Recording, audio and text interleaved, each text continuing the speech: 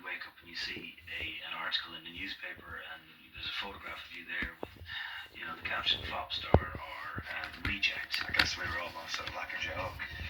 They didn't make it, but when they do it, losers, wankers, twats. Oh, God. It was an angry time.